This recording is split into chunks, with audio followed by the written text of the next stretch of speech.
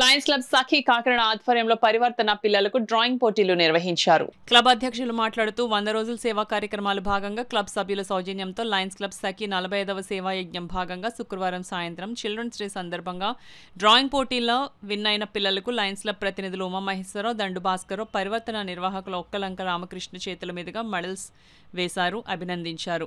అనంతరం దంత వైద్యులతో పిల్లలకు దంత పరీక్షల కార్యక్రమాన్ని నిర్వహించడం మాకెంతో ఆనందంగా ఉందన్నారు. ఈ కార్యక్రమంలో Lions Club Sakhi president Sunitha, secretary Savitri, treasurer Venkataramana, Ramarani మరియు లయన్స్ క్లబ్ సఖీ సభ్యులు పాల్గొన్నారు. సఖీ క్లబ్ వారు చేయడం జరుగుతుంది. సేవా యజ్ఞంలో 100 సర్వీస్ కార్యక్రమాలు 100 రోజులు చేద్దామని వాళ్ళు పెట్టుకున్నారు. సో ఈరోజు 45వ రోజు సందర్భంగా ఈ కార్యక్రమాన్ని ఏర్పాటు చేశారు.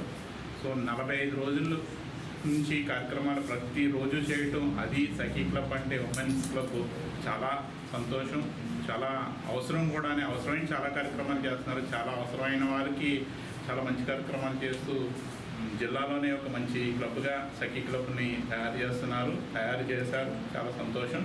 అలాగే ఈరోజు ఇక్కడ జరిగే డెంటల్ క్యాంప్ని పిల్లలందరూ ఉపయోగించుకుని భవిష్యత్తులో మీకు ఏదైనా పంటికి సంబంధించిన సమస్యలు వస్తే మా లయన్స్ క్లబ్ మెంబర్స్ ఇక్కడ చాలామంది ఉంటారు. మీ సెక్రటరీ గారికి మేడం గారు, డాక్టర్ గారు నెంబర్ కూడా ఇస్తారు. ఏదో అవసరం వచ్చినా మీరు కాంటాక్ట్ చేయొచ్చు. వెంటనే మా లయన్స్ క్లబ్ మెంబర్స్ సొంత ఖర్చులతో మీకు ఉచితమైన ట్రీట్మెంట్ చేస్తారు.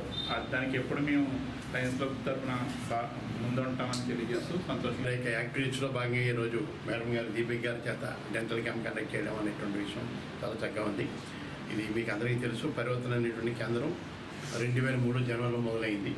మా ద్వారా ఇప్పటిదాకా ఇంచుమించు 500-600 మంది పిల్లలు దీని యొక్క లబ్ధి పొంది బయటకు వెళ్ళినటువంటి పిల్లలు 600 మంది పిల్లల దాకా ఉన్నారు.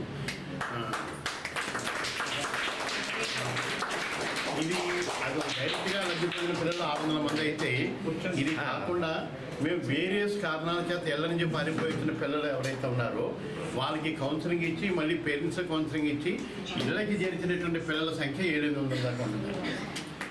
మరి అన్ని వీళ్ళకి కౌన్సిలింగ్ ఇచ్చి, వేరియస్ కారణంలో ఇళ్ళకి పారిపోయిన పిల్లలు వాళ్ళకి కౌన్సిలింగ్ ఇచ్చేటటువంటి విషయం మీద చేసేటువంటి సంస్థ ఇది. ఊళ్ళో ఉన్నటువంటి ప్రముఖులు అందరం కలిపి దీన్ని యొక్క ఏర్పాటు చేయడం జరిగిన సంస్థ అనేటువంటిది.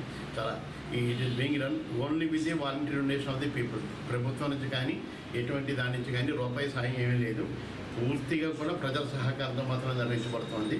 ఇప్పుడు 60 మంది పిల్లలు ఉన్నారు. ఒకసారి మా దగ్గర కుర్రాలు చేయడం అని చెప్పినట్టయితే వాడి విద్య దగ్గర నుంచి 1వ తరగతి నుంచి ఇంజనీరింగ్ పూర్తయి వాడు ఉద్యోగంతో మాత్రం మా సంస్థని బయటకు వెళ్తారు.